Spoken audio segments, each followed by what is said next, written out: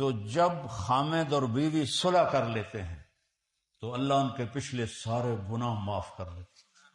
یہ اتنی بڑی نیکی ہے کہ اللہ ان کے پچھلے سارے گناہ معاف کر دیتے ہیں۔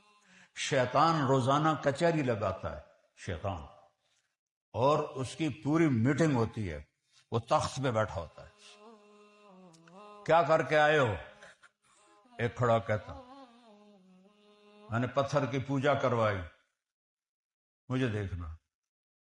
ایسے ٹھنڈا رسپانس۔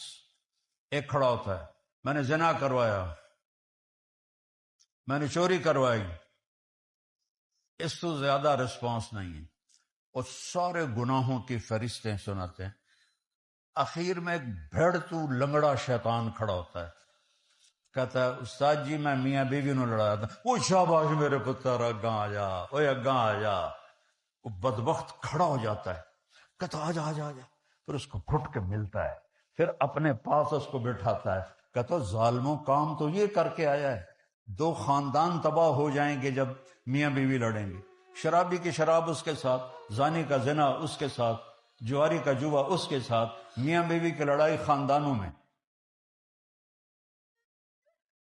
ایک دوسرے کو برداشت کرنا سیکھ۔ اللہ کی قسم، برداشت کرنے میں جو مزہ ہے وہ بولنے میں نہیں ہے۔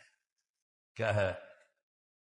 پی جا ایام کی تلخی کو بھی ہنس کے ناصر، غم کو سہنے میں بھی قدرت نے مزہ رکھا ہے۔